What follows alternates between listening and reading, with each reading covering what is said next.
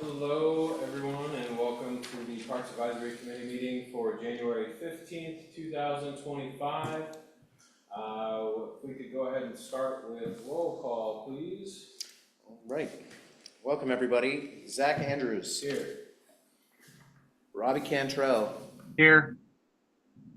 Jim Hill. Here. Tiffany Long. Here. Shelley Reynolds. Here.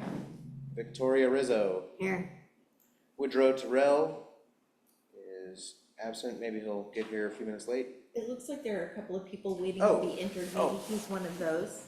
Thank you.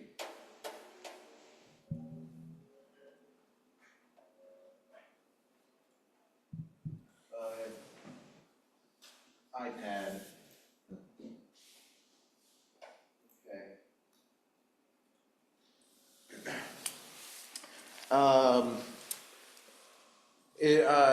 Woodrow, is that you with the iPad?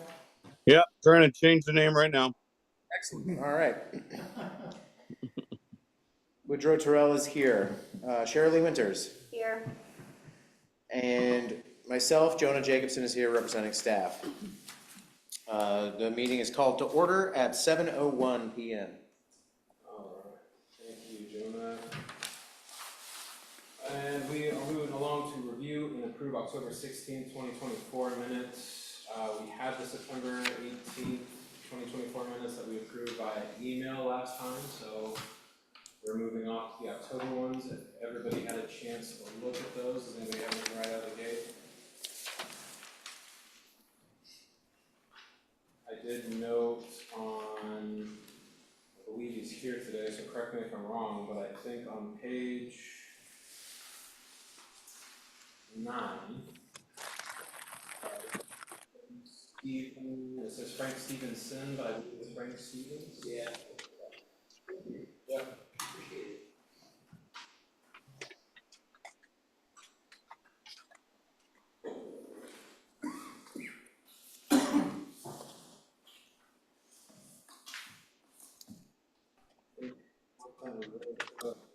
Great job, whoever did these notes.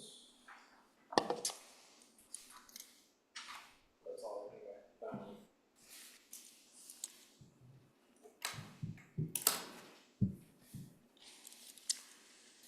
All right, we got Do I a need a little bit longer, or can I get a motion to approve the minutes as amended? This is Sherry, can I just ask a question? Are you a counselor and I didn't realize it? Doesn't it say counselor? It says city councilor. Yeah, I was Oh. talking about that Gonna myself. say that too.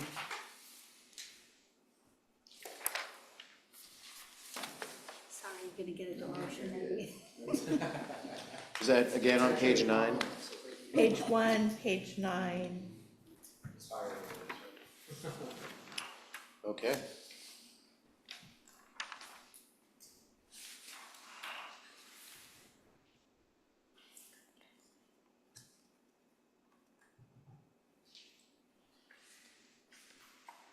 All right, so All if right. that's it, then I'll take a motion to approve the meeting minutes as amended.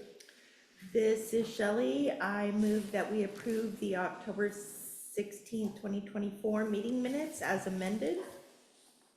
Sherry, a second. All right, all those, we got a motion to approve in a second. All those in favor, say aye. Aye. All Aye. those- All right, now that passes. Cool. Moving right along to communication from staff. Jonah, what you got? All right. Welcome, everybody. It has been a while. It's been too long. It's been like a quarter. So a lot has happened. I'll just kind of give you some quick highlights. Some of them probably some of you are already aware. But phase 2 development of the Columbia Dog Park was completed back at the end of October, shortly after our last meeting. And we cleared the land and chipped that area ahead of the second annual Halloween event, which was a smash hit. Thank you to those of you who contributed in this room to making that event such a huge success.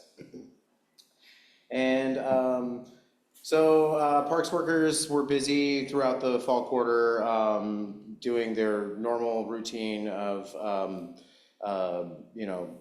draining down and winterizing all irrigation systems, pumps and fountains and everything in the city that could freeze and break, on the park side anyway. And then leaf fall kept us very busy throughout the fourth quarter, with collection and removal of leaves and debris from grounds, gutters and drains being a daily task across all parks and city facilities, with a total of approximately 180 cubic yards of material that was removed and disposed of, or 9 20-yard dumpsters at the end is what we pulled out of parks at the end of leaf fall. So, let's see, parks workers have been performing a thorough postseason safety inspection of hardware at play structures, including Imagination Station. And we placed a bulk order for replacement small parts, and installation of new hardware is ongoing this time of year. It's like, this is a good thing to do while we're not mowing lawns and things. So we've been running through and replacing a lot of the more small part hardware on swing sets and things like that. So, and let's see, before departing for their Thanksgiving breaks, parks workers began the seasonal installation of holiday decorations and lighting across downtown on all of the light poles and in Mayor Square. And the holiday festivities commenced with Windy Wonderland during the first week of December, along with the annual tree lighting ceremony in Mayor Square. And Parks also supported the Merry Movies event at Reynolds High School on the 21st of December. And then in the new year, taking down all those decorations has been keeping folks busy. So yeah, that's just a short quarterly report on goings on in parks. I did want to also kind of circle back to a couple of items that were mentioned in our last meeting, which seems like ages ago. Just want to make sure there's nobody waiting right now, is there? I was going to bring something up that Paul Wilcox mentioned, and I figured maybe he would be here, but perhaps not. Okay. So, Paul had mentioned that he was glad to hear that the Parks Committee was included in the budgetary discussions around solutions at Imagination Station for the surface there. I have been soliciting some quotes. I've got, I met with 2 separate contractors. I've received one estimate, another on the way, and I have another meeting with another contractor tomorrow. So I'm just kind of taking this shotgun approach to it and, saying I want this spread of various options and their various costs. And so, by far the most affordable solution that I've heard of so far is essentially just capping what we have out there with a half-inch safety pad and then that artificial turf on top. That still doesn't really come close to the $100,000 mark that was allocated in the current year's budget.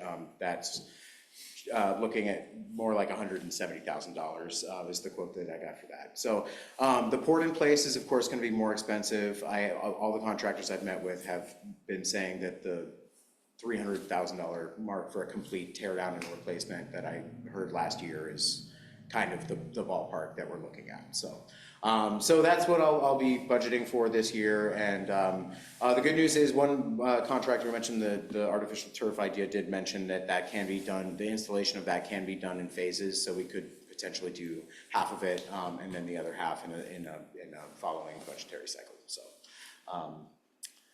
So that's kind of a short update on where we're at with Imagination Station resurfacing. And yeah.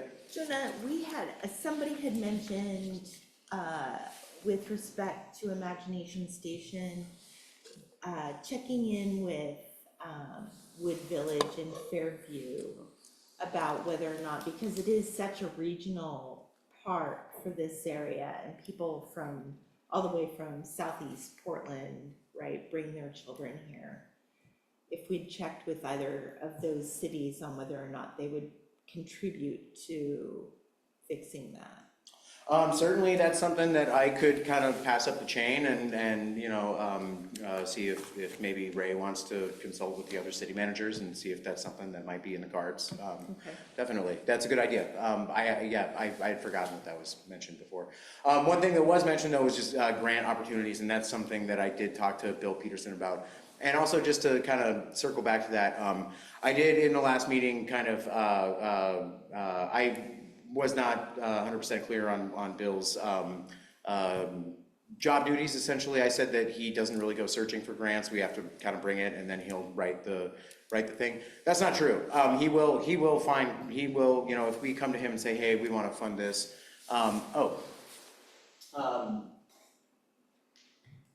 Then, you know, he will do some, you know, some exploration and find things that kind of fit the bill. And so, and in a future meeting, if you'd like me to invite Bill to come and talk to us about some various options for grant funding for some parks projects, then certainly we can, you know, we can add that as a future agenda item and I can invite him.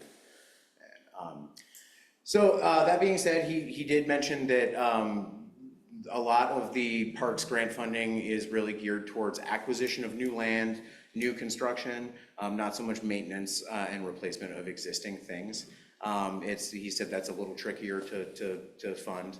And so, but that is something that we can continue to explore is grant funding for Imagination Station.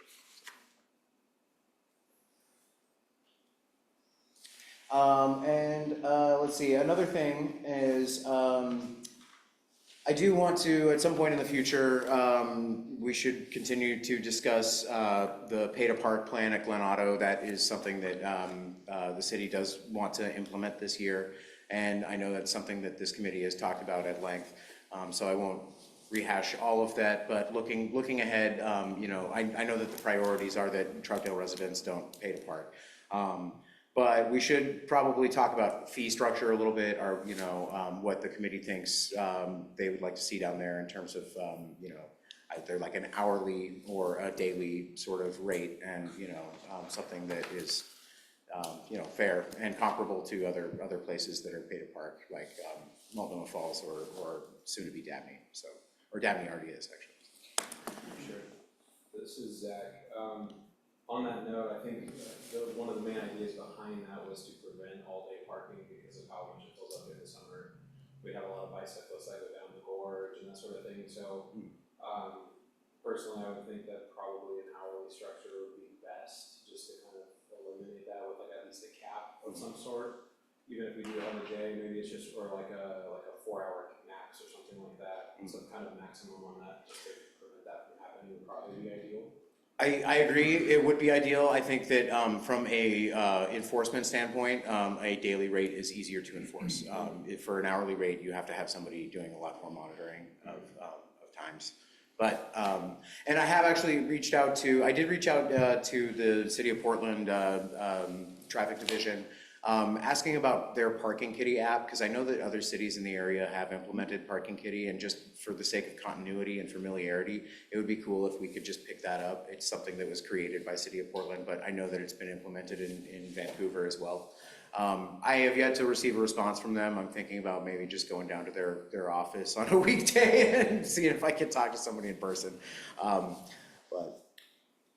This is Shelley. Have you, has anybody talked to Sugar Pine about that, and what is their feeling on the paid for parking? No, I don't think so.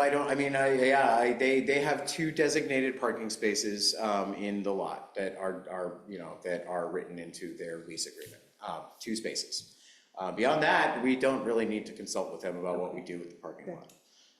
This Sherry, I was just thinking of that and thinking that maybe there could be a few allotted as hourly, as there might be people frequenting that restaurant, and, you know, then that could be a turnover point where, and not just filling out, but, you know, obviously, somebody going to the beach might be going for more than like 4 hours anyway, so, yeah. That's a good idea. And then it's a smaller area to have to monitor more consistently. Yeah.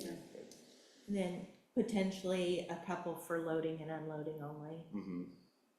Yeah, that's a good idea. Also, keep in mind that the TriMet bus line has been decommissioned. So, you know, at some point when we need to be thinking about repaving out there, then maybe there, you know, should also be some changes to the layout of the parking lot to include that area. So I think it is important to keep a fire lane turnaround right there where paramedics can pull right up to the trail next to the beach. with the parking study that's been going on, across the city, including Glen Auto, has there been any, I guess, internal ideation or thought on like what that would look like?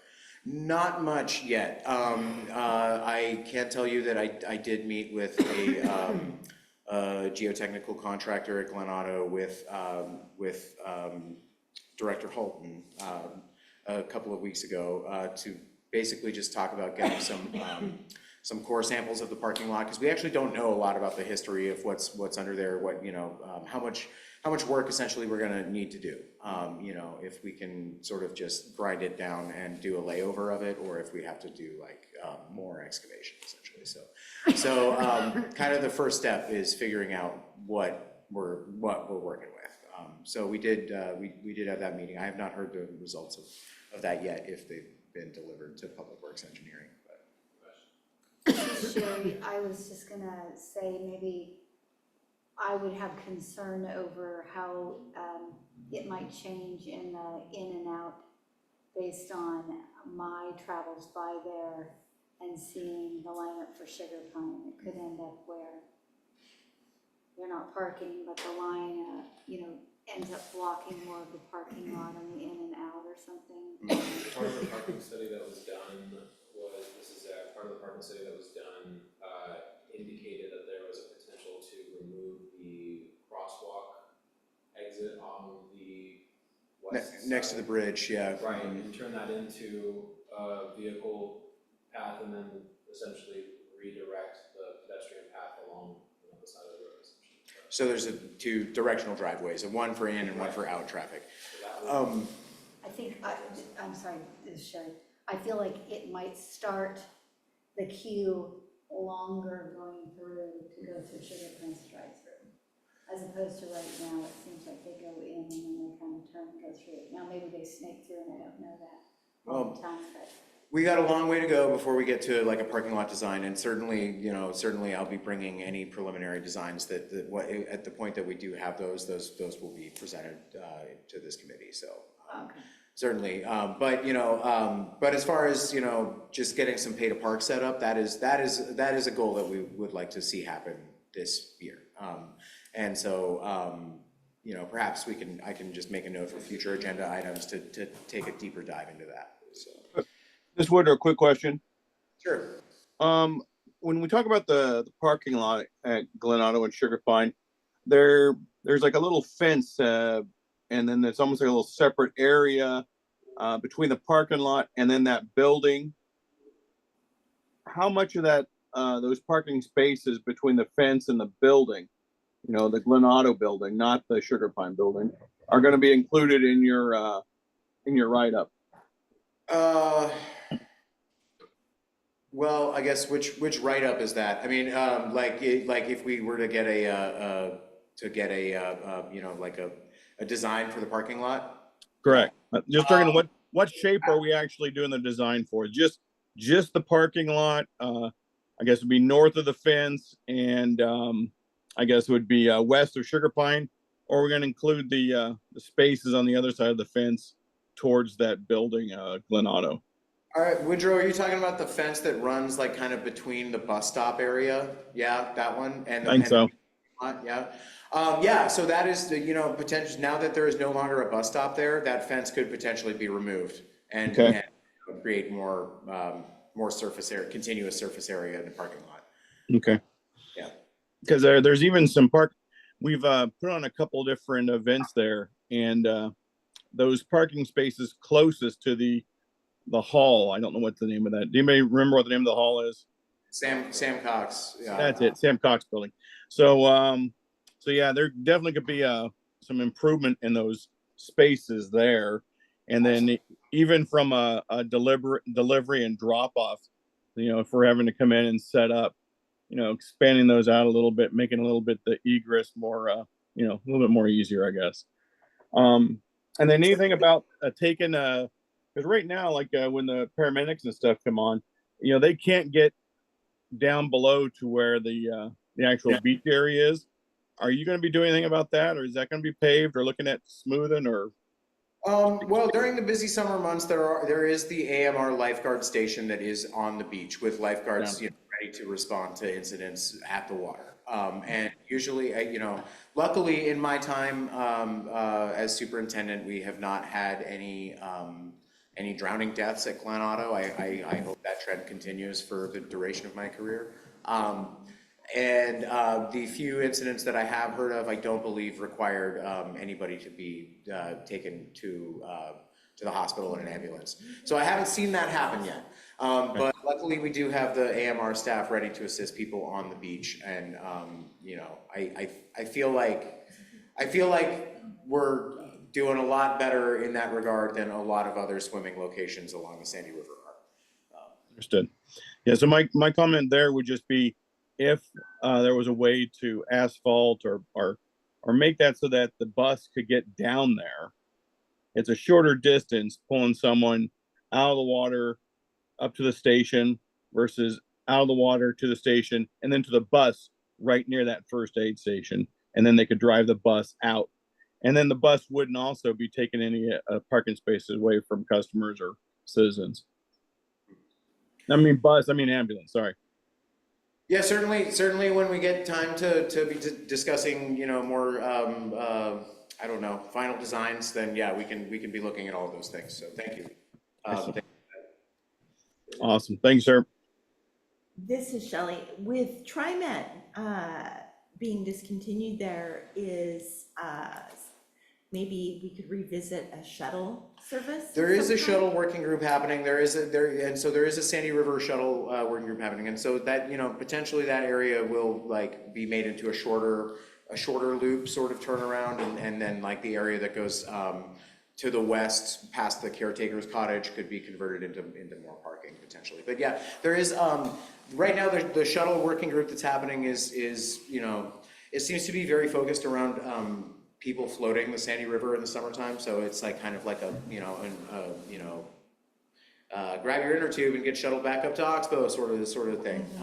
And so but anyway, that's again, nothing very final has come out of that yet. That group has met, I think 3 times so far in the last 6 months. So.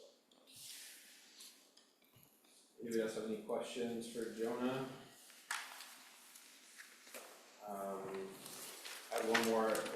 You mentioned in the last meeting too, outreach occurring simultaneously with early phases of design work in winter of 2024 for the Beaver Creek. Yeah, for the Beaver Creek Bridge, like outreach requirement that's needed for the $500,000 grant. So that started on time. That I don't know. I can check in with Scott on that though, if you'd like. I could certainly, and if you'd like, I could just email Scott and then let you know tomorrow morning in an email. So I think it would be pretty big news if we were missing the mark on that one. So I think, I would assume so, but I can confirm that. This is Tiffany. I have a quick question about the notes as well. Were you able to talk to Pepper Ann about the garden? The community garden, through the holiday season, I didn't, but let me add that to my things to do this week. In terms of basically allowing power tools back into the garden for people who have their own garden plots. And then finding out, diving into who was supposed to be in charge of dumping that big, huge compost. Now it's full of sticks, a lot of sticks.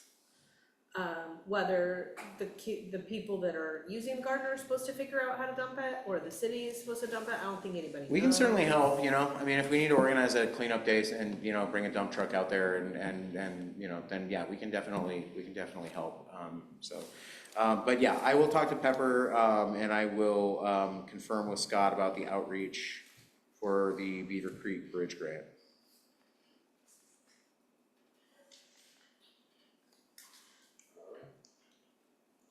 Anything else? Cool, moving along to public comments. It's gonna be limited to 5 minutes per speaker. If anybody would like to speak in chambers, go ahead and come on up and state your name and city of residence for the record, please. Yes, good evening, members of Troutdale Parks Advisory Committee and fellow community members. My name is Kenny Gibson. I'm a business owner from our neighboring city of Gresham. I'm here today to discuss opportunities to enhance the Troutdale off-leash dog park, perhaps Columbia Park. This park represents far more than just a park for our pets. It's a vital community asset that serves multiple important functions in our region. First and foremost, it provides a safe, dedicated space for dogs to exercise and socialize, which is crucial for their physical and behavioral health. Beyond the direct benefits to pets, the park serves as a unique social hub that strengthens our community bonds. Dog parks naturally facilitate conversations between strangers, creating connections that might not otherwise form. For seniors who may face isolation, the park offers regular opportunities for social interaction. For newcomers to the area, it provides a welcoming space to meet neighbors and begin integrating into the community. The park also delivers economic benefits to Troutdale. Quality of life amenities like dog parks are increasingly important factors in where people choose to live and invest. However, there are two specific areas where modest improvements could significantly enhance the park's value to the broader community. The first opportunity involves increasing public awareness of the park. Many pet owners in surrounding communities, including my customers from Troutdale and Gresham, are unaware this excellent amenity exists. I would like to propose two straightforward solutions: enhanced signage around the park and access points, and the creation of a proper Google Maps listing. These simple steps would make it significantly easier for potential users to locate and enjoy the park, bringing more visitors to Troutdale and strengthening connections between our neighboring communities. The second proposal focuses on maintenance and cleanliness. As a business owner in the pet waste removal industry, I recognize the importance of maintaining clean, safe spaces for dogs and their owners. Our company would like to offer pet waste station management to the park completely free of charge.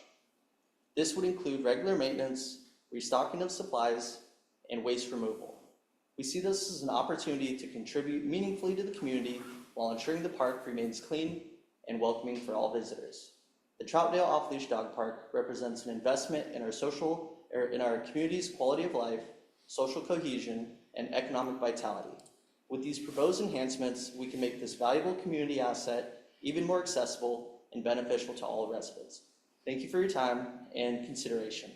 Happy to answer any questions. Yeah, appreciate that. Yep. Thank you very much for sharing. What business do you run? It's called Portland Pet Waste Pros, more so for SEO purposes, growth in the future, but yeah, I also own an exterior cleaning company, so definitely involved in the community, and with the dog park stuff, I feel like it'd be an easy thing for us. Yeah, So. I gotcha. I appreciate that. It's definitely a discussion that we've had here as far as just bringing more awareness to that. And it's been a passion project for many of the members here on the committee, so it's definitely on the radar. And I'm not sure where we're at with Google Maps or search engine optimization. I know they can take a while to get something implemented once you report it or push it to Google to update. But yeah, I really appreciate you sharing. Anybody else have any questions? No, that's great. Thank you for coming, Kenny. It's nice to meet you. And if you have a business card, feel free to leave it. Will do. Thank you. Anybody else in chambers wishing to speak tonight?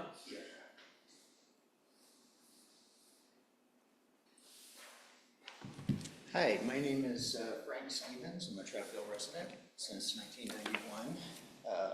So what I'm passing around, and I also have a email copy that can be added to your minutes, is basically we just formed the last meeting I mentioned that we formed the Friends of the Chop Chop Trail. So far we're up to almost 100 members, which for just about 6 weeks is not too bad. Like you said, we're trying to get the word out. This is one way to do it. If you have friends, family, relatives, anyone that stayed after Christmas, that kind of thing, that'd be great. Also, a little bit about me. I'm doing research in the area, so the whole thing that got me into this trail and the Sandy River Trail was just researching transportation for peds and bikes, and then that led into the whole area. So I have a lot of research capability, and I've done a lot of research in the area over the past 8 months for transportation. So I'm here as a resource for you guys. I'm also a volunteer with parks. So I think I'm one of the first guys to jump in as a volunteer working with parks. So I've actually been up at Columbia Park getting logs out of the way on the trails and helping rake leaves and yeah, pick a topic. So I usually show up on Mondays, and then they give me a task, or I go hang out with the parks crew, which has been awesome, and these guys are working really hard to make things happen for us. So, but you'll normally find me around the town. I'm retired now, so going to parks and exploring is kind of what I do. So if you have any questions or want to reach out to me, feel free. Thank you very much for your time, Chair and committee members. I appreciate what you guys are doing very much. Thanks, Frank, appreciate it. We appreciate you for what you're doing. Thank you. Anybody online wish to speak? Zach, this is Paul Wilcox, Troutdale. Hey, Paul. Just wanted to mention for the benefit of anybody that might be watching the recording of this meeting, Zach, your audio is pretty weak. Everybody else seems to be coming through pretty loud and clear.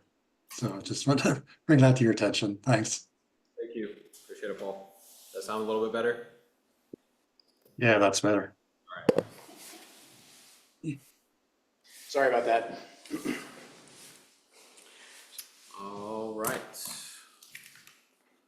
We are moving along to the continued discussion of trails, interconnectivity, wayfinding, and GIS maps. I have been chatting with Jonah and Austin over the last couple months about that, and fortunately all of our GIS data and everything is actually public, so he was able to share some files with me, and I've kind of been tinkering around with that a little bit recently, just in order to basically create a working kind of draft for what we come up with here as far as potential trail interconnectivity, like new pathing, that sort of thing that we can utilize with both existing trails and then also seeing the potential for future trails. This is something that I wanted to keep talking about because it was a priority, obviously listed in the Parks Master Plan, and it's something that many people have spoken of. It, you know, people who join our meetings have mentioned is just they want trails that actually go somewhere. They want trails that are loops that they can see more of the city in and things like that, and increasing connectivity to the riverfront. So with those priorities in mind, I will hand it over to Jonah if you wanted to chat a little bit about anything. No, I mean, no, you know, it sounds to me like, I mean, certainly Austin, the GIS expert for the city is you know, much more capable and educated when it comes to that software, and it sounds like you are too, Zach. So I mean, I've done a little bit of work in GIS. I am, you know, I would call myself, you know, medium amateur with it. I can tinker around a little bit, but certainly I like where this is going, and I think that, you know, I like that all of the information and files that Austin has are public, and I would encourage you to run wild with it. And like, if we want to keep on checking in on this agenda item, and if you want to bring some sample maps back to us and kind of show us. Sure. And really, I think Frank is going to be an excellent resource in terms of like mileage and kind of talking about the user experience of some of these loops. I would strongly encourage you to talk to Frank. He's out there on awesome. You know, on all of them all the time. So. Beyond that, I didn't really have any other stuff to contribute on that agenda item, other than saying that I'm fully supportive of it, and you know, if you and Austin are like, you know, talking about some of the stuff like without me in the loop, that's fine. Like, and you know, feel free to let me know what you guys are coming up with anytime you want to bring it to, you know, cool to talk about. So. Awesome. Well, I will definitely before I bring anything to Austin, messing around in there, and I will be happy to share files with whoever is interested in kind of toying around with that outside of the meetings. But I will bring whatever I come up with here that we can discuss, and then we can obviously continue planning and talking about it like we did last time. I feel like the one time we really dove into it, we already kind of came up with a decent like idea for a good long trail that reached down from Mountain Hood Community College all the way to the museum, green space there that pops out on the historic Columbia River Highway. So That was a really good session, and I'm happy to continue to talk about that now. I don't know if any of you have looked at anything or thought about anything over the last couple months that might kind of spark some ideas in that front.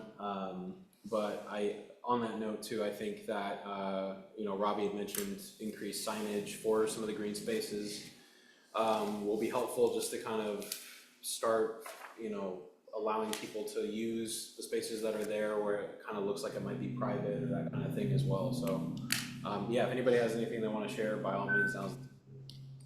Hey, this is Woodrow. Got a quick question or comment rather. Go ahead. So I've been thinking, because first of all, Frank's in really good shape and he knows all the good mileages and the routes and the things to do. And someday I will go at least try and keep up with him. But I've been thinking about the start and finish, right? From a public relations, from a community awareness, if we were to have like a group that wanted to do a 5K fun run, or if they wanted to do, just even a 1 mile fundraiser, right? Group of kids, say they wanted to, sign up and have people give them donations for doing a little bit of exercise. Where would we want them to start and finish? And I'm thinking to maximize, taking pictures of kids crossing the finish line, what would be the best location? And, and I've got, just spitballing, maybe downtown somewhere, maybe in front of some of the local businesses, maybe at the train depot, maybe at the historical museum.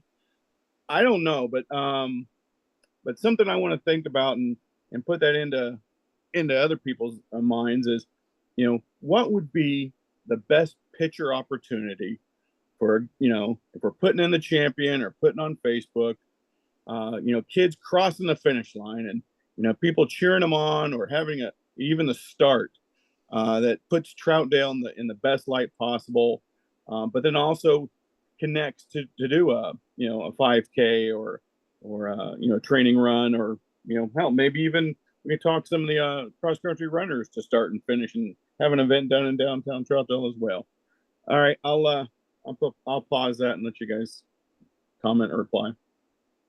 No, I think that's great. That's a really creative and I think applicable way to think about the applications of that. I like that.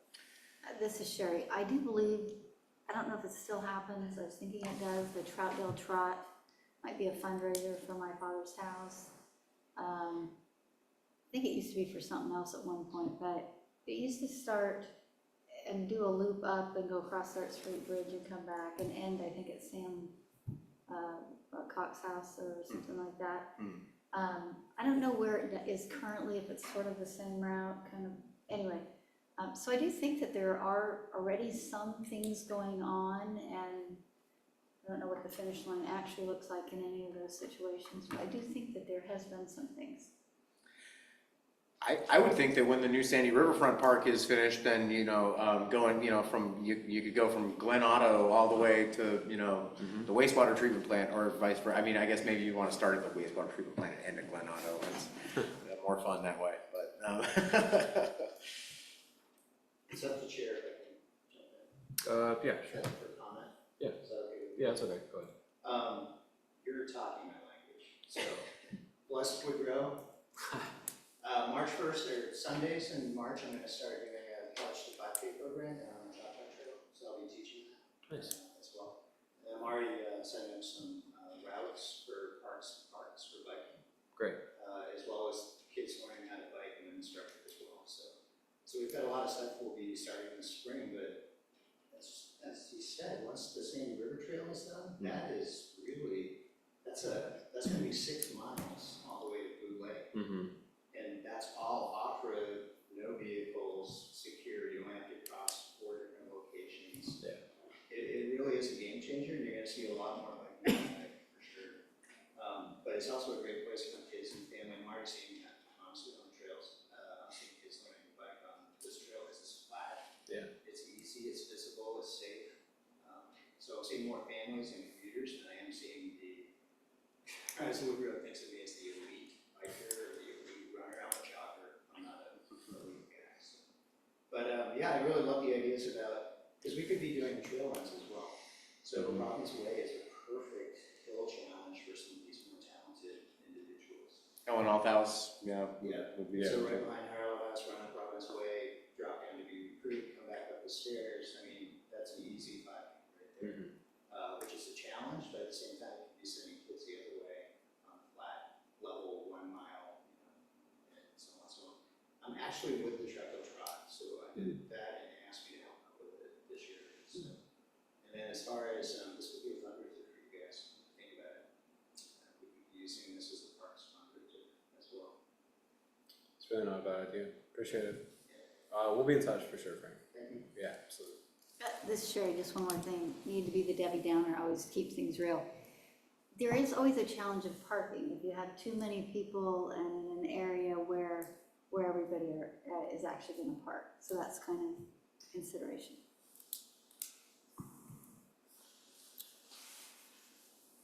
This is Tiffany. My question about the trail interconnectivity and the wayfinding and the GS, whatever that's called, is, when you're talking about that, is that the Parks and Trails interactive map that you're Yeah. looking at Yeah. online? So are changes actively being made to that right now? No. No. Not right now. So what we are doing, the goal behind us accessing some kind of GIS layer that stands for, I think, Global like Information System, that sort of thing. I'm not an expert either, so you know, I'm an That is amateur. right, it's it's global information systems, it's basically, it's the same technology that drives like your Apple Maps or Google Maps, Yeah. so, yeah. But basically the idea is to create a layer that is editable that we can like create draft trails on. So it's like we're utilizing the same map essentially, but it's basically an edit, like a layer that we're basically just kind of drawing on. That's all it is. So it's a draft. We're just kind of pointing things out, you know, we're drawing lines on it to connect certain areas. We're just looking at, I pulled it up last time, you remember? I have it on my screen right now. Perfect, yeah, so it's essentially that, but we were just kind of taking a look, zooming in and out and seeing where we could better connect. And honestly, with a city like this that's already developed in a lot of areas, you kind of have to utilize what's already there in much of it in order to continue increasing the connectivity. I lived in Hillsdale for a while, and like even just on like neighborhood roads, you'd occasionally see like the brown trail signs like saying you're on this such and such trail. That's probably what we're gonna have to do in certain areas of the town just to make it very clear that this is still part of like the connected, just kind of byway through a neighborhood in order to get to the next green space and preceding trail. That's what it is, so. But once we did, create some of those loop information layers that Zach is talking about, that he and Austin have begun to discuss.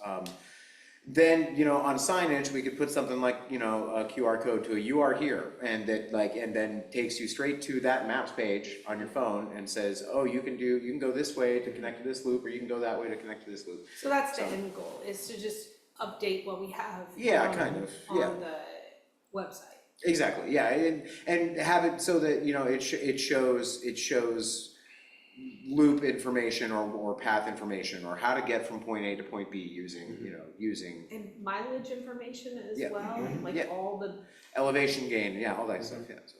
Shall- And also just to add signage to the same areas so that as you're actually participating in that trail walking or biking or whatever, you're seeing that here's where you are and this is what we're doing. And I mean, it might look like a sidewalk to everybody else, but with the little sign there, now it's part of a trail, right?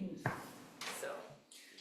this is Tiffany again. So if we find inconsistencies on this map, let you know, and then you're gonna cause I've been looking at it and there's Yeah. places I didn't even know existed that I'm like, I didn't know that was there, and then I opened the Google They're not, yeah. image search and I zoom in and I'm like, oh, there's actually a path there, I wonder where that goes, and note to self, I'm gonna go find out type of a thing, cause I'm walking a Yeah. lot too. No, I did mention that to Austin as well, that I noticed there's some stuff that didn't quite add up, but I would say, I mean, correct me if I'm wrong, but if you wanna just pass it to me, since I'm talking with them, I can definitely pass that along as like a channel, so. Maybe just copy everybody, Just to make it- right? yeah, What is yeah. Austin's name? Austin Michael, and so Austin's like the I guess his title is GIS analyst. Yeah. He built that, all those maps. Okay. Not just the one for parks, but all the ones for public works that show, all of the stormwater and sewer and everything. I mean, that's what he does. So yeah, and yeah, if you have any questions, or if you think that there's some incorrect information that needs an update, then, you can reach out to Zach, because he's already kind of got his finger on the pulse of it. Or feel free to let me know, and, I don't know how much email traffic Austin wants to be getting, but certainly if there's a problem, he wants to know about it, so. This is Sherry, one thing that you had said, I was thinking last time we determined that it didn't work that way, but the path that takes us all the way down to the museum or whatever, I thought we determined last time that wasn't really a trail that you go through private property or something. There was one around that area, yeah. We didn't include that in our draft, but we were pointing out the fact that it looked to be a private road down along Beaver Creek at a certain point that was too far up, that didn't count, yeah. Okay. So that's one of the examples that we would basically send off, where it looks like it's included in the trail. But also, I've noticed, like, on that interactive map, if you do click on the brown line, it doesn't necessarily say it's a public road. It is marked off in some way because it is technically a path, but it has a lot of, like, unknown data related to it, and it's not technically a part of any trail. Okay, So, thank you. yeah.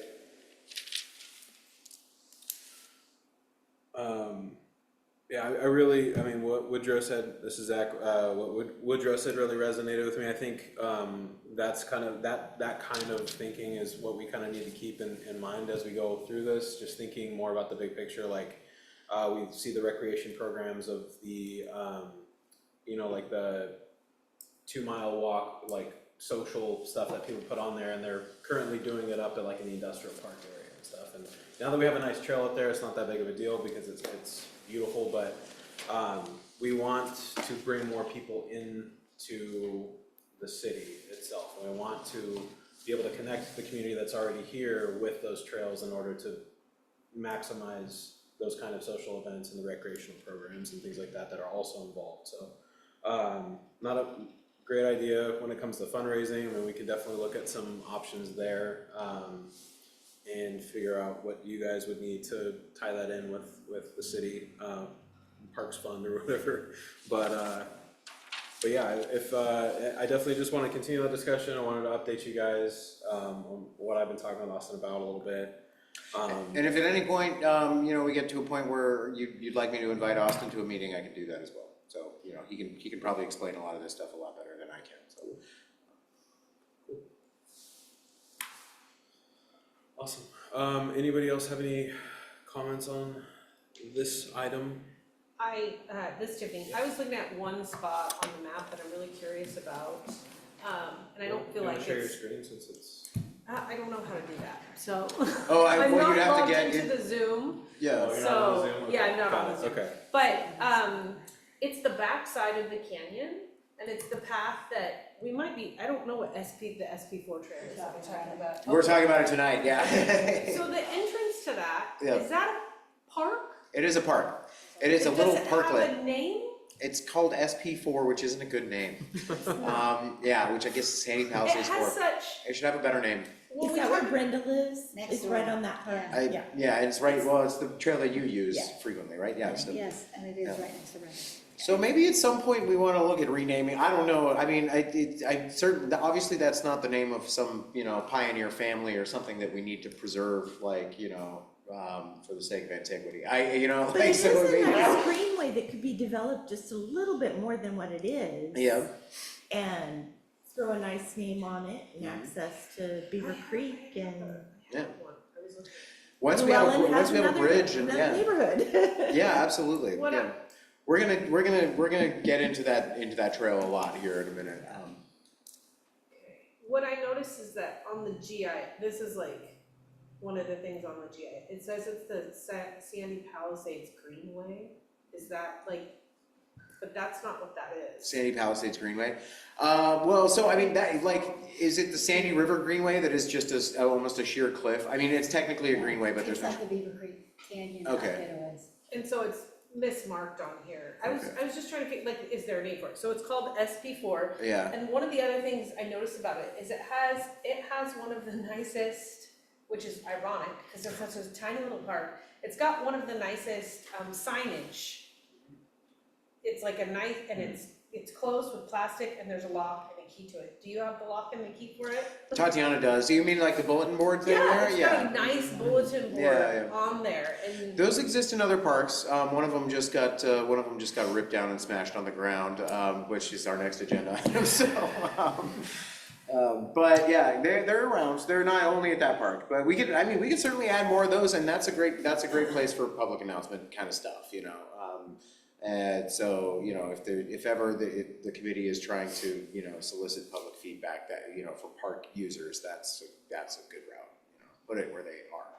for like QR codes and things to go up about. Yeah, different sure, things. or like, you know, or an email address, or it's just like, hey, we're thinking about doing this, would you like to email the, you know, Troutdale Parks Advisory Committee at this, you know, like the IT guy can make any email address, so if you all want an email address that's Parks Advisory Committee at troutdaleoregon.gov that goes to all of you, we could make that, or, you know, or it'll go to me and I'll filter it for you.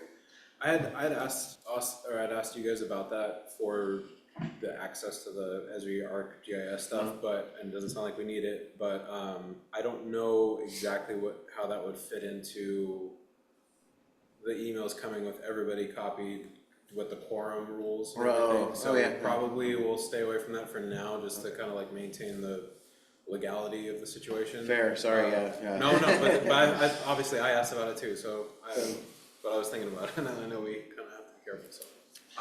You probably don't want to see every single piece of public comment anyway, but from like a bulletin board in a public park. In any case, if you like, Zach, if you want to have Austin join us to talk more about this, we certainly can. Yeah. So. Yeah, well, I would definitely be open to that if he is. We can kind of see where the conversations go over the next month or so, maybe, and if there's a Looks reason. like Woodrow has his hand up. Yeah, thanks. Go ahead, Woodrow. You got something? Hey, make sure I'm off mute. Yeah, so I can't find SP4. Is it Sandy Palisades 4? Is that what it is we're talking about? Yeah. It's right off of Southeast Evans, going down to where the Beaver Creek Bridge is. It's Got it. There we go. Okay. Yeah, it's not a good name. So. Well, where's Sandy Palisades 1, 2, and 3? Well, I think we all know where Sandy Palisades 1 is. Okay. Yeah, but. All right. Alrighty. Well, if nobody has anything else, we can move on to the Sunrise Park ongoing vandalism issues and vandalism in parks generally line item. Yes, so as many of you are aware, over the last 6 months, a year, I don't know how long it's been going on, there's been repeated acts of vandalism at Sunrise, not just at Sunrise Park, it's happened in some other places. It's happened at Wheaton Park, Kiku Park. Usually the same pattern, anything not bolted down, ripped off, smashed on the ground, trash cans like smashed like pancakes, like, you know, garbage strewn about, including full cans of dog waste strewn about. Somebody's reaching their hand into the bag. Porta potties flipped over at Sunrise Park, as you all know. So it's been challenging for us to, you know, do anything proactive about this as a parks maintenance division. Our role in this is essentially reactive. It is to respond to the incidents when they happen, clean them up, do some small amounts of deterrent that we can, such as install additional trail cams at Sunrise, which we did over the last quarter. And reporting these incidents when they happen to law enforcement. So it's difficult because these things, while they are kind of, you know, for us it's serious and it's repeated criminal mischief. It's not the highest priority on the sheriff's deputies list of things to do. That being said, they are very supportive. They understand that you know, the situation we've been dealing with. Just this week, I believe it was Tuesday morning, it was Tuesday morning, I got a call very early at 5 a.m. from the city's code compliance officer saying he was actively watching, okay, so back it up. On the night of Saturday the 11th, over the weekend, Columbia Park got hit by a group of vandal kids who were new to cover their faces while running in front of all the cameras. I don't know, I wouldn't call it a huge amount of damage, but it's definitely a headache. Nothing that we can't replace, but it's certainly a waste of staff time. Somebody came in and worked overtime on a Sunday to clean it up. So it does cost the city money. And so I got a call on early Tuesday morning from the city's code compliance officer saying he was actively watching a group of kids doing it again at 5 a.m. In Columbia Park. And he called Multnomah County sheriffs, who intercepted the group of kids who this time were 3 minors and one 19-year-old. And they issued a citation for criminal mischief to the 19-year-old, and I don't know exactly what happened with the minors. I believe that they are need to appear in juvenile court. In any case, and the kids were very scared and crying, and when I got there at 6 in the morning, and begging and pleading to be given community service, and we're sorry, and we're sorry, and we're sorry. And so we thought that potentially maybe we had nipped that problem in the bud, and then this morning I came into work and 9 kids around the same age range had trashed Columbia Park even harder. The very next night, they brought a bunch of their friends back and did it again. So at this point, this group of kids who, Multnomah County Sheriff's now has their names and addresses, flagrantly disregarded what the police have told them. So the next step when they get caught will certainly not be community service. But I don't know. Beyond that, I don't really know what exactly can be done about it. I do want to thank Multnomah County Sheriff's deputies who have been very helpful. I do want to thank the city's code compliance officer, and I'm hopeful that this is the same group of kids that have been responsible for the very similar patterns of behavior that have been happening at Sunrise Park. Their home addresses are pretty much right like between Sunrise and Whedon, all within walking distance to all of these parks. I mean, if these kids aren't the ones doing it, and it's a more widespread problem and something that many youths in the city are doing, then that's a bigger issue. But yeah, we'll just go from there. I mean, it's something that we're responding to. I do recognize the difficulty with the bathroom situation at Sunrise Park. And it bothers me. And first of all, I just want to say that the vandalism issue is something that I think, I want to make it clear that it irritates and bothers me as I think as much as it does all of you, maybe more. But in any case, Sunrise Park is one of the only parks in the city that has like an accessible path. And so I think it is important that there is an ADA restroom available at that park. And the decision to pull the bathroom from the park over the fall was essentially, after repeated incidents where it would, the porto would get flipped over and the contractor not responding timely to pick it up or to clean it up. It became a public health issue where there was waste on the ground for, in one instance, days at a time. And so, the best short-term solution that I could come up with was just to get rid of it. But that isn't a long-term solution. And so I am, one thing that I did talk to to Bill, the grant writer, about was, looking at grant funding for ADA related things. And someday I would,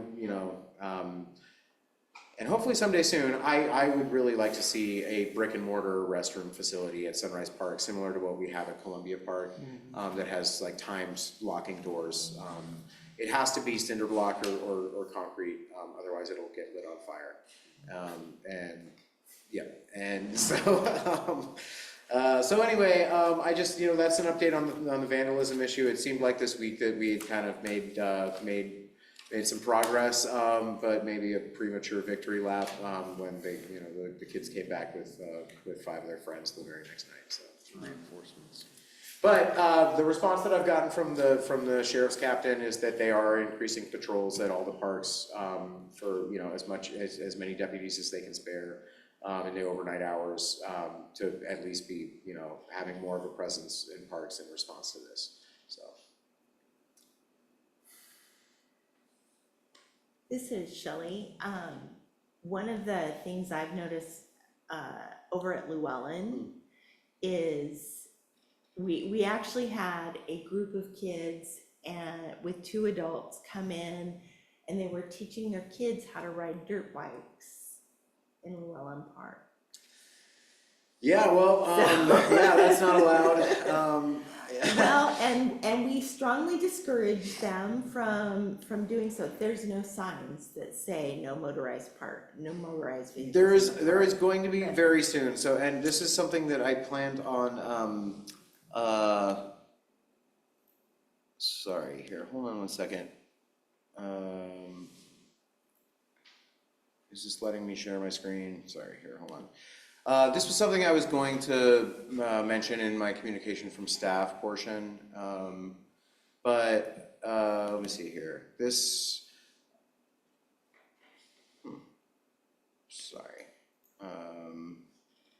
is a new Parks Rule sign right here that is coming very soon, and I don't know why it's not letting me see the photo. Here we go. There it is. Okay. So, and this does say, just a little lag between it. This does say no motorized vehicles in a pictogram and in words. These signs are huge. They're 3 feet by 4 feet. They have a QR code that takes you to the entire page of parks rules and city ordinance, as well as reservations info. So these are going to be going up in the park. I just picked these up today, actually. So those are going to be going up in the parks over, I can't say when exactly we'll be done with all of them, but I'd like to have them all up before the beginning of the summer. So, and they will go to Llewellyn. Tiffany, will they be at all the entrances or just like the main entrance The or? main entrances, the main points of entry to all the parks. And are you taking down like the old red and white ones? Yeah, those will come down. Okay. Yeah, those were outdated. There was stuff on them that was not really applicable. Certainly, I mean, the impetus for all this was the dogs ordinance being updated. And there's a separate one that's like going to look just like this for Glen Otto, except with a different set of rules. Obviously, no dogs at Glen Otto, and some stuff about swimming, and it's on the bottom when it says "Do not disturb, collect, or injure wildlife" at Glen Otto. It'll say you're allowed to fish with a valid ODFW license. So anyway, that's some update on signage. Nice. Nice. Is this appropriate to ask a question? Yeah, of course. Oh, okay, this is Sherry. I just wondered, is there anything design-wise that could be done to really deter any ability to flip a porta potty?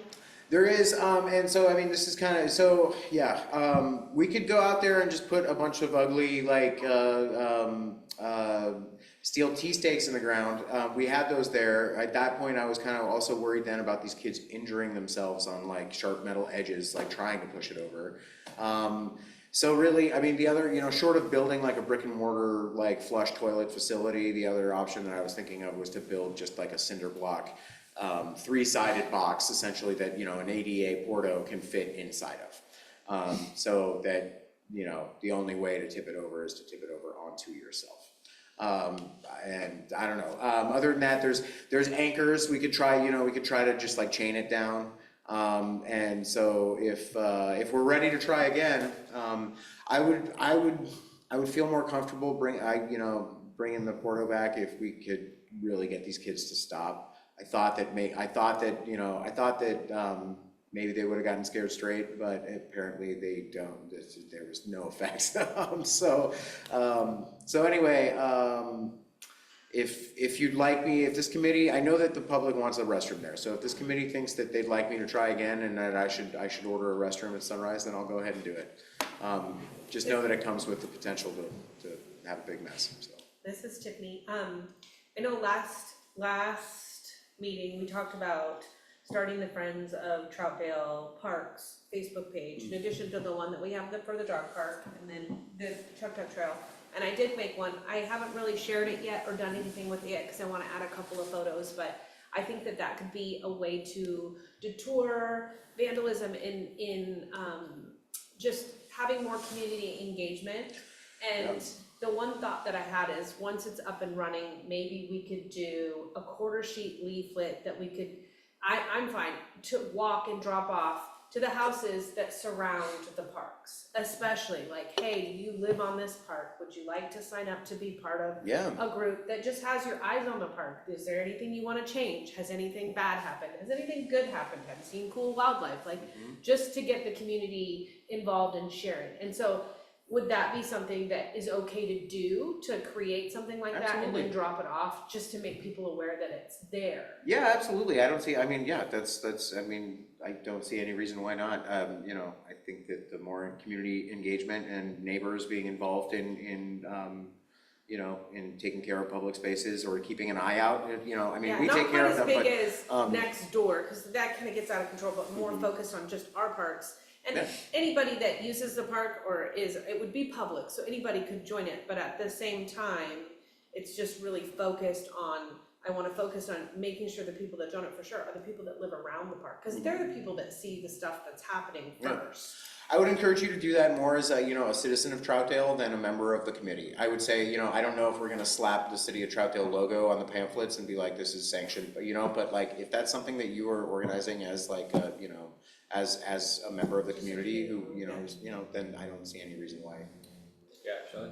On that note, Tiffany, sign me up for door knocking if you need to. But maybe we could also put on that handout the email address or the number, whoever, that those incidences would get reported to if something dangerous is going on or something. Those things should be getting reported to our two designated MCSO community engagement officers. That's, those are the two designated Multnomah County Sheriff's deputies who are responsive to issues like that in Troutdale. But I would challenge you to knock on any neighbor's door and ask them who would this get reported to, and they wouldn't know that information. Yeah.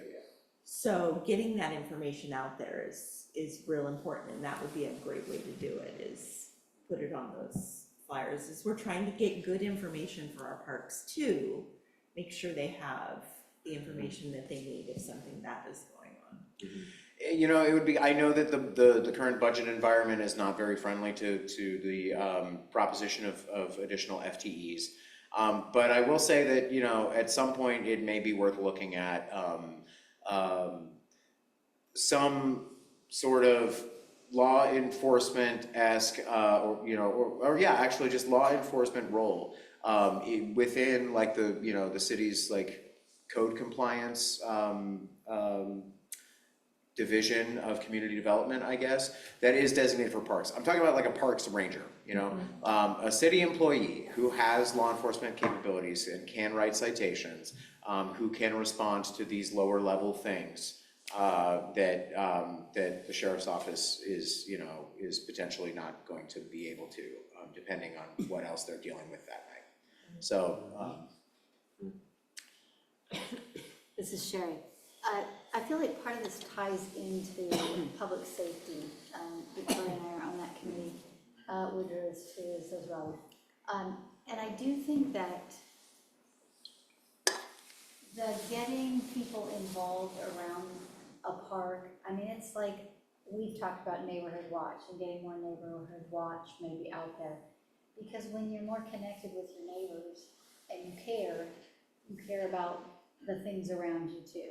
And so I think if we could create more of that, and your hope of, you know, crying and not wanting to get in trouble by kids or something. I mean, I feel like, you know, people would see something and be able to easier say, yo, so-and-so, your son's out there, you know, Mhm.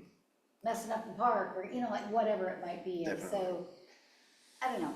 I kind of feel like there's a tie-in with both of those, with the idea of having people involved in neighborhood watch, and that we could do that. I mean, I do, maybe the ranger idea is a good idea, but I feel like, and maybe because I work in schools, but we try and talk about how we can like prevent the behavior rather than always reprimanding the behavior. Right. And And the prevention aspect, and I, you know, just to back up a little bit, I mean, I only mentioned I only mentioned the crying because they were clearly alligator tears because they came back the next night. But you know, but you're absolutely right. The prevention aspect comes from the community, and you know, that is something that you know, any avenue of community engagement and intervention, because I see the behavior that these kids are doing as a cry for help. You know, I don't know, you know, who knows what their situation at home looks like, but I would guess that if this has been going on that long and nobody's put a stop to it, that maybe it's not awesome. So, anyway. It's amazing to me is there are kids up at 5 a.m. Yeah, or 1 a.m. We didn't go there. A pack of them, no. This is Tiffany. I don't know how to do this, but I would love for you to put, I mean, can we all agree we want the porta potty back at Sunrise?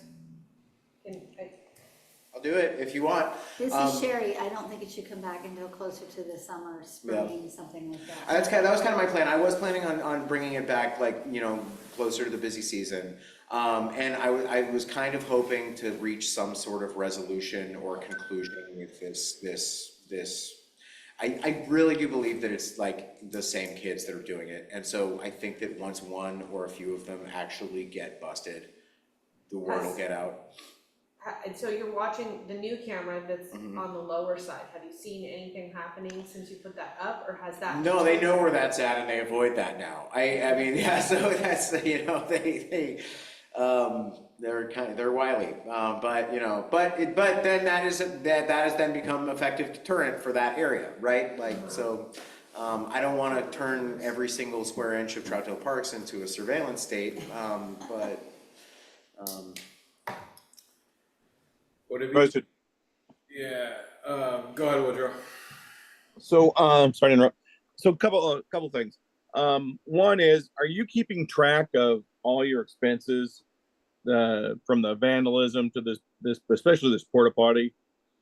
I mean, I certainly could work. I could certainly work it back. Yeah, I mean, I'm keeping a kind of a rough track. I'm certainly keeping track of staff hours. Right. You know, yeah. I do have a rough estimate. I was asked to provide a rough estimate for the amount of damage, including staff time, like when, you know, to the sheriff's office, for these most recent. Awesome.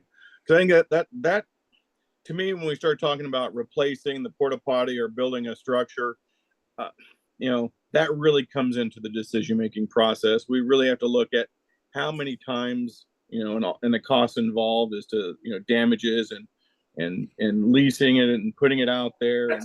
There's the rental of the unit itself. That's expensive as well. Absolutely. And there's going to come a time where it's a math question, right? It's not whether we want it, whether we don't want it.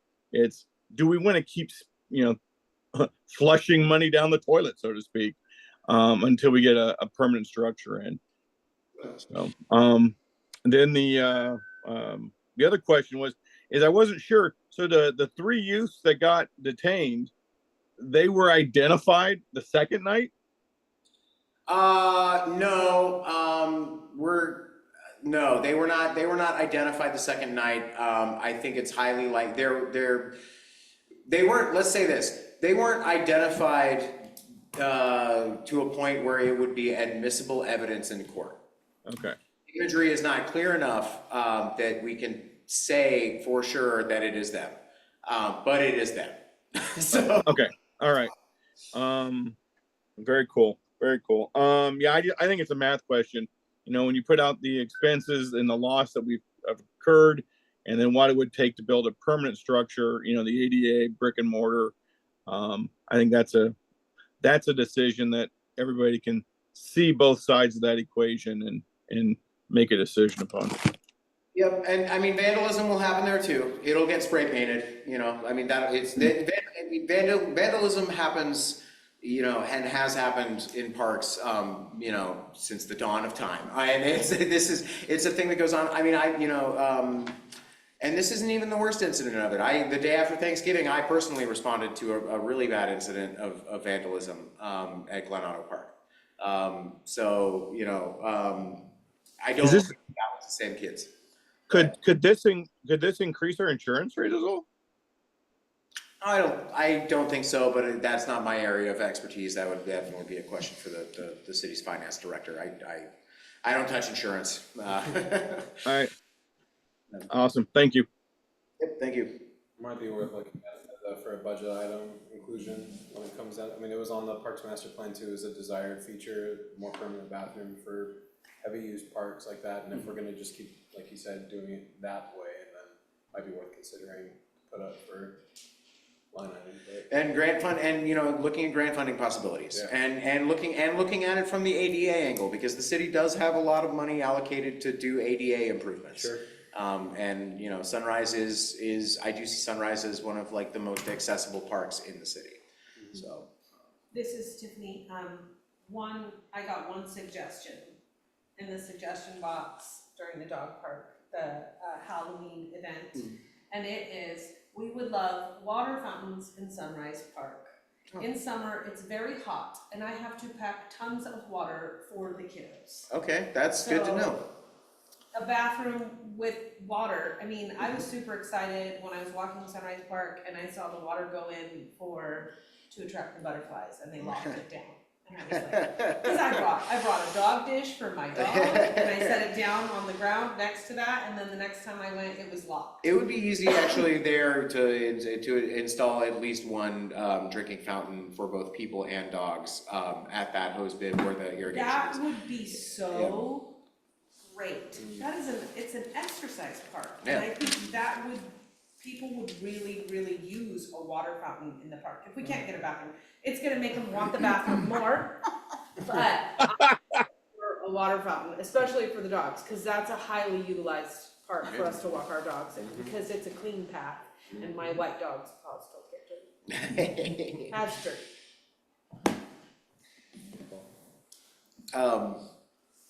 Did anybody else have any questions about the vandalism stuff? I'll keep you all posted as the saga continues. This is Tiffany. One of the questions I do have about the vandalism is that I was talking to the maintenance worker, and he mentioned that you guys have different garbage cans, the possibility of different garbage cans going in, because the garbage cans get tipped a lot. At Sunrise? When the lids get thrown, or they get scooped up by the wind. I Well, know that because I was walking one day and it was off, and I put it back on, and I walked around and it was blown off again. We have those big belly bins. There's like a little fleet of them stationed at parks that we do have. It is on the plan to install them at Sunrise. And those are We the have to ones pour with the- concrete slabs to put them on to bolt them to the ground. Okay, so it's a process. It's taking a minute, yeah. But, Okay. All right, well, let's move on to 7, review of installation of fences at SP4 Trail to deter dirt bike riders. Yeah, so those fences were something that I attempted to do after multiple complaints about kids riding dirt bikes on that trail, on the SP4 trail that we were talking about earlier. And I know they're hideous, and I know they're inconvenient, and that's the point of them, was to essentially make the trail not fun to ride by forcing people to dismount and go through this zigzag. Now, unfortunately, when we had those installed this fall, there was a kind of a miscommunication, and I didn't know when exactly Parametrics was gonna be doing any work in the canyon there. And it turns out it was this week. And so last week they got in touch with me and they said, we can't get past these fences and we have to bring this 8-foot wide drilling rig to the bottom of the canyon. So I went out there with a Sawzall and cut the fence posts. So they're not up, but what we can do with those essentially is we can weld like an interior sleeve to the sections of the fence so that they drop into place into the posts that are now in the ground there. So that when we're having problems with the kids riding dirt bikes, we can just go out there and drop them into place and slap a padlock on them and leave them there for a few weeks. And then, you know, we'll still be able to get vehicular access down there occasionally. It's a steep trail. It's kind of crazy. I'm going to share my screen again. I want to show you a picture of this drilling rig that these guys took down there, because I am surprised that they attempted to do this year. But anyway, or at this time of year when the soil is wet. But anyway, it's good to see that they're making some progress on the bridge, and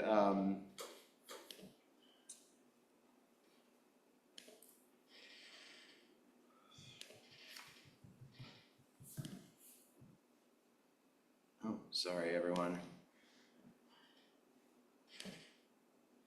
Yeah, so this thing,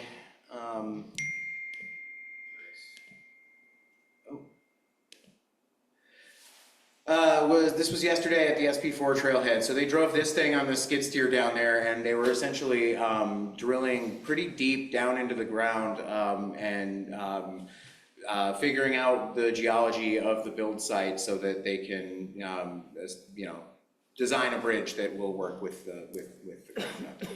So. This, Timmy, is the build site different than where the old bridge is? I believe it's the same location. It's but it's higher up on the riverbanks, right? So keep in mind that what they're talking about is a bridge that is much more elevated to be able to let you know, winter storm water pass under it. And in raising it up, they extended the the length of the bridge by a good deal, by like, you know, it's like 3/4 longer. Cool. So. Anyway, those sections of fence at this point they're just kind of sitting on the hillside. I was just waiting for them to be done with their drilling work in there this week, and then we'll go out there and pick them up and weld those sleeves onto them. Yeah, I know that they're annoying, and hopefully they won't be necessary in the future, and we'll just leave the post holes in the ground. Any questions on that? Yeah, actually, this is Sherry, I do. I guess it's because I don't remember ever a conversation about him, and you said something at work. And I looked back and I could see that on October 31st, I'd even been down there, and there had been none. And then when I was down in December, and then that's when I ran into him, and I was like, and so really, when I went through the first section, I thought, oh, I know, because I was here before, and 3 motorcycles used to come by me. And I think that was back when I reported it to Tim Siri, probably, like, that there was, that stuff was going on. But, yeah, then 2 more times of running into the little going through, and I thought, whoa. And then so, where's that hit on the budget? Where did it hit on the budget? Like, how much did it cost? How much did it cost, and in what part? Was it capital? It was a little under $8,000, I believe. I mean, I can pull the invoice here if you'd like to see it, but it came out of the Trails Improvement Fund. And so, yeah, I mean, it was an expensive mistake. Certainly not as expensive of a mistake as getting a $100,000 plan for a skate park. But it definitely, had we known then what we know now, that so for that I certainly apologize. It was kind of a case of one hand not talking to the other. Scott didn't tell me his specific needs and deadlines for what the contractor that he was working with was getting down there. And I didn't ask, and so that's on us. So, but the plan is to not have that money be entirely wasted. We're going to modify them so that they can be added and removed at our leisure or necessity. So. Okay, that was my next question I wanted to know, is because you put them back up and then Parametrics needs to go down there again doing something. I was surprised they went up, because at least back when Tim Siri was around and the crew then, they took a little clod down to get the garbage down there. We don't have a quad. I don't know what, I've heard about this quad that parks used to have. I would like to have one for that. And you know, it was sort of, I was reacting to repeated, not just you, but other people who live in the neighborhood, like, you know, saying that, hey, there's these kids on dirt bikes coming down here. And again, that being something that I was told was not really a high enforcement priority. So that was the action that I took on it, but. Well, Miss Sherry, Yeah. to be honest with you, I haven't seen them recently. Of course, I haven't been there. I've seen plenty of kids on bicycles going yeah. up and down. I think maybe after I first reported it to Tim, then at some point there was a sign on the go-to down there that gives some other disclaimer underneath it. And you can see where the placard sign was. It said no motorized vehicles, that kind of thing. That came down a while back. I mean, Did somebody take it? I mean, have I no don't think, idea. yeah, I just probably. knew it was no longer there. You could see where it was and it was no longer there. Oh, okay. And then, so We can replace that. I have more of those signs sitting in the shop, so. that did come after the fact, because when I first went down there for many years, that wasn't there, and then it was there, and I figured it was from. I had planned on putting those no motorized vehicles on the outside of those sections of fence so that it was glaringly obvious that that's what they were for. But we did circle back to that in the last couple of months since they were installed, so. Okay, so what you're talking about in these fences then is you are gonna put it in such a way that you can take them back out when you need to and put them back in? Yeah, essentially what we're gonna do is, so like I cut the pipes off at the posts, like at basically at ground level. And what we'll do is like the pieces that we took out, we'll take a smaller section of pipe that fits inside of the pipe that I cut off and weld that into place so that it like drops into the post hole. And then we'll weld on some tabs so that you can pass a padlock into it and lock it into place. So, Okay. yeah. And I may take out the middle section. We may just scrap the middle section. So, or figure out another use for those pieces that we took out. But yeah. So, in this case, it was some eggs getting broken to make an omelet, but you know. Okay. And then this is one last question, and maybe I should have asked it sooner, or maybe I should ask it later. But when I sent the picture of the time and asked the question, and then I also sent the picture of the blue thing that was down there, you said you were gonna go check? I did pass that along to the code compliance officer and say, hey, there might be an encampment down here. But you heard nothing back? I didn't hear anything, no. Okay, I was curious. Okay. Do you know of a homeless encampment in the canyon? There has been before. I don't know if Is there one now? I don't know, because I was a little too scared to go down there. Okay. Well, I did take a walk down there and I didn't see anything, and I did tell Joe about it. But, Okay. yep. I was just there today. There's a blue tarp that had blown in. Okay, Yeah. I didn't go close enough. So it was on the west bank. Because I was on the east, or the other way around. It was on the east bank. I was looking across from the west bank, because I'm on the other side. And there's no bridge anyway. So, yeah. Hey, So Shelley, I have seen homeless there, but not for quite a while. I mean, it's been a long time. Still seeing homeless Go ahead, Woodrow. down there. Summer. I was just gonna, if she wants to ride down there on my dirt bike with me, I can take her down for a quick lap. You can get through now, so. They moved the fence. It's open again. So that big blue tarp was, that was the same. I'll show you a picture and you can Yeah. confirm. Yeah. Thanks. All right. Anything else on this item? Cool. Moving on to committee concerns and initiatives, future agenda items, closing comments. Let's go ahead and start online with Woodrow. I just want to emphasize that let's keep track of those costs and associated with the porta potties. Are the new signs for the parks? Do they have who to contact for code enforcement? Is that anywhere on there? Well, the QR code that's on it will take somebody to the city website, Okay. but the sign itself does not have a phone number on it. All right. Is that something we want to look at? Maybe get a sticker. It has a phone number. Says any code enforcement issues or blah blah blah blah blah. I don't know. If we already have a QR code, that's maybe overkill. That's something I can certainly inquire about. This opens the door to the question about enforcement mechanisms in the city, which is a big conversation, so.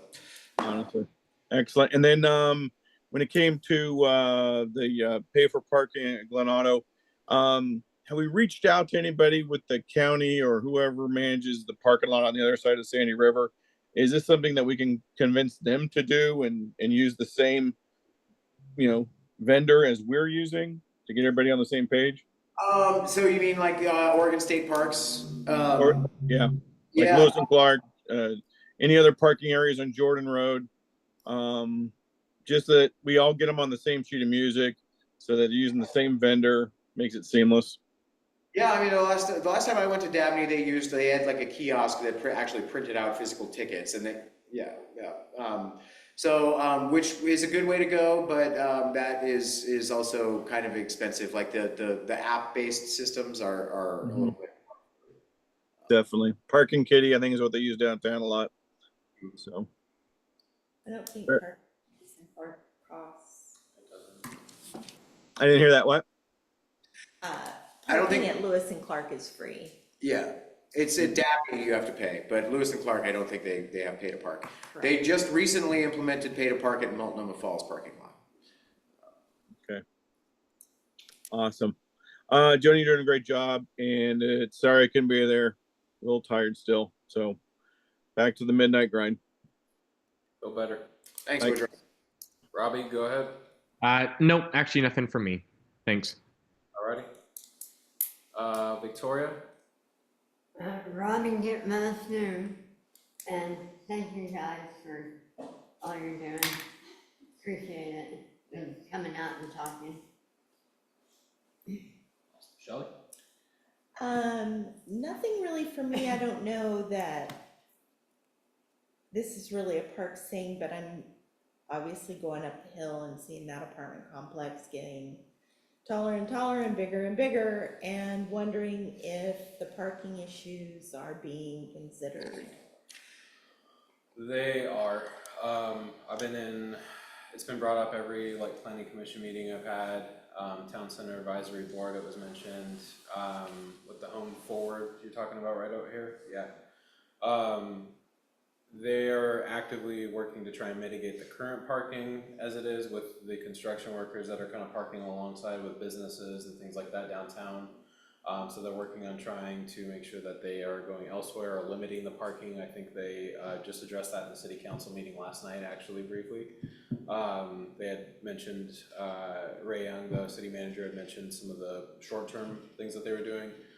It is very much on everybody's mind as far as addressing it long-term. The parking that is allocated for the structure itself and the street outside here is, I guess I'll say at a minimum, due to the current CFAC rules of parking and what can be enforced with the city or the state at this point.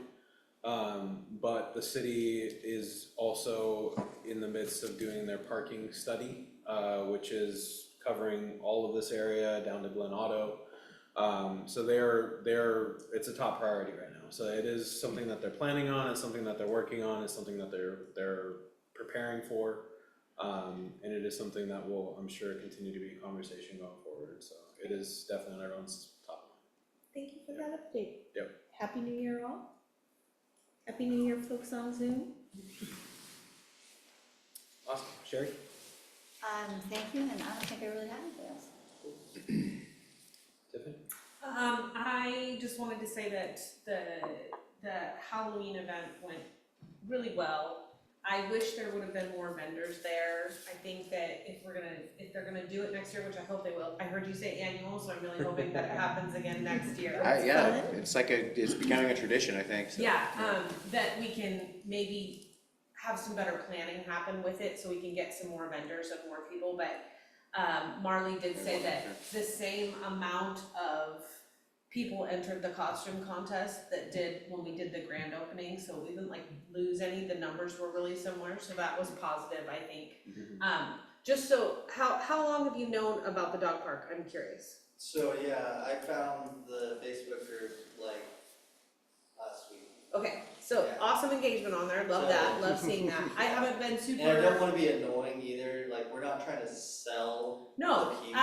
that's what that group is for. yeah. I'm passionate about dogs in our community. Right. Like, that's one of the reasons I joined this, cause my dog, I'm surprised he's not with me right now. Yeah. He goes with me everywhere I go. Don't love wintertime at the dog park because it's super muddy. A lot of people will say though, it's not so bad because the tree coverage is there. So it's kind of nice even when it It's a rains. little less windy in there. Yeah, The I didn't soil even has go good this drainage. week. I mean, when we built it, I was worried that it was gonna turn into a lake of mud, Yeah, and, it doesn't, so. as far as the dog park goes, one of my concerns would be, again, I would love to see a chip drop around the table area.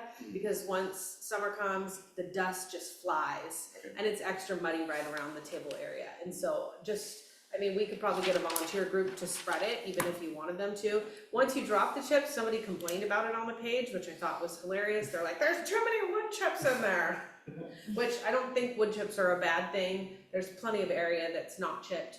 When, are you planning on taking the small fence out that we put up to protect the Yeah, stuff I mean, that we could put probably in? do that this year. I mean, it's, essentially, we're just trying to let those plants that we planted last year, get established and before we let dogs go running through there, but yeah, we could probably take them out. I'd say 1 year, Earth Day again, this year, we'll take them out. Okay. Yeah, so, and I mean, but yeah, if there's some, springtime sort of like maintenance requests, more chips at the dog park or stuff like that, that could be an agenda item that we talk about across parks, as we head into the busy season. If there's some things out there that you all are noticing that you want to talk to me about, and say, hey, can we get this or that? I mean, that's, things like wood chips and stuff is like, that's materials and service budget stuff. That's not stuff that I. The plan for the water going in there. There is a plan to have water. That's capital, but that is approved, we have money for that, and so we are gonna do that this year. We're gonna trench a line out from the corner of the park shop. There's, a point where we can make a connection. So that'll happen to the dog park this year, that's positive. I would love to add an agenda item for next time, talking about naming the dog park, giving it an actual name. Because if we're trying to make people more aware of it, I Googled it while I was standing right here. Now, it gives you 3 other dog parks in the area that aren't close to us, well, except for 1,000 Acres. That's what everybody always says. Dog park, Troutdale, 1,000 Acres. Nope, that's not the one I'm talking about. This one's fenced. They love the fenced area. They just don't know it exists. Yeah. It was, the first thing mentioned was, it had the Troutdale page, so Google did bring that up. But if you click more, so it actually gives you addresses and names of places, it just says Columbia Park. So, Yeah. I mean, they do know it's a dog park. I think if we were able to give it a name, I don't know the process. How do we name a park? I don't know what that is. So I would love to go over the name suggestions, because there's been a couple of cute names that have been suggested on the page. Plus, I did email Marley, but I will admit, Marley, I'm saying it wrong. Marley, I'm sure no, it's that's Marley. right, yeah. Just yesterday, and asked her, because I know there was a list of names from the grand opening. So it would be fun to go over those names with everybody next meeting and maybe figure out how we pick one and name it and try to get more recognition that way by actually giving it a name. Yeah, I love it. It's probably about time for that. The Columbia Dog Park was always just kind of a placeholder name. Yeah. And then, who is in charge of making changes to the webpage if they need to be changed? Well, it depends. I mean, so the person in charge of maintaining and making, actually taking the action to make the change to the website would be Kevin Mooney. The one that was here last time? Yep. Okay, so if, I've mentioned this before at past meetings, the parks and amenities spreadsheet that is on there is not user-friendly. And it is not updated to say that dogs are allowed in the parks. Not that you can see it, because dogs are on the dogs allowed is like the very last thing. And I had to make my screen smaller and smaller and smaller to be able to see the whole entire thing. Okay. And I mean, I was able to print it off here, and it's a checklist, and it says what's in the parks and which parks they're available at. Oh, okay. Huh. And so it still says dogs are only allowed at Columbia Park and Sunrise Park and the Beaver Creek Greenway and the Stewart Ridge Greenway, which I didn't even know what that was. I'll remind Kevin that we. I don't have a problem cleaned up. emailing the person, but I think another agenda item would be to go over, maybe between now and then, each one of our parks, because CP Park, the photo that's on CP Park's page is of the old equipment. Okay, What go through each park on the city Yes. website. Okay. And see what changes need to be made and make those changes. Like, one of them says that they're getting new playground equipment in spring of 2022.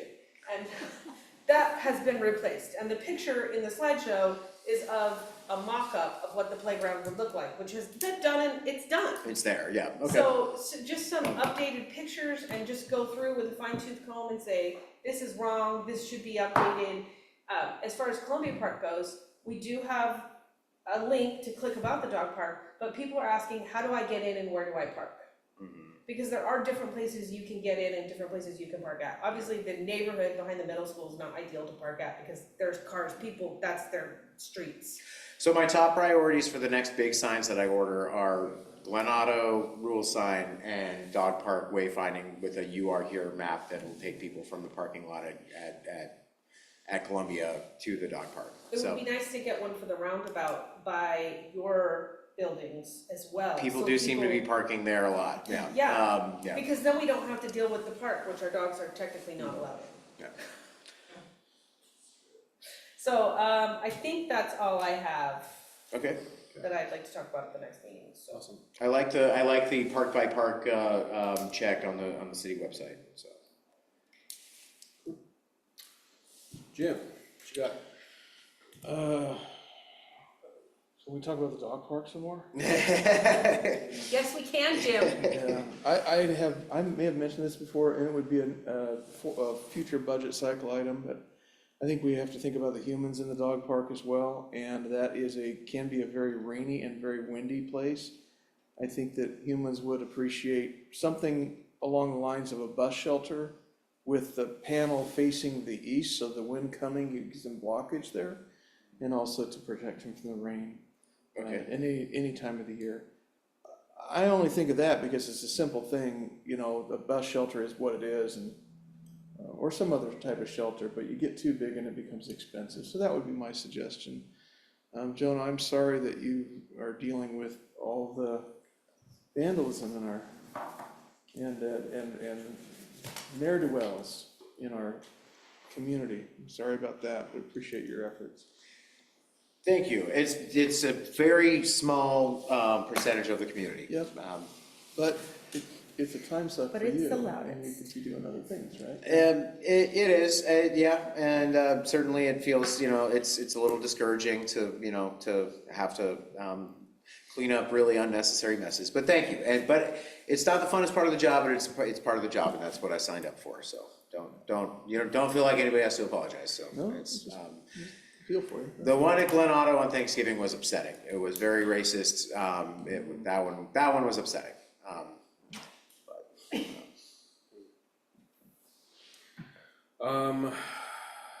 Only thing I have in addition to what we talked about was looking at, again, there's priorities, the community laid out, extraordinary play features was at the top of the list as far as like what people wanted to see for park improvements in addition to just upkeep and repair. So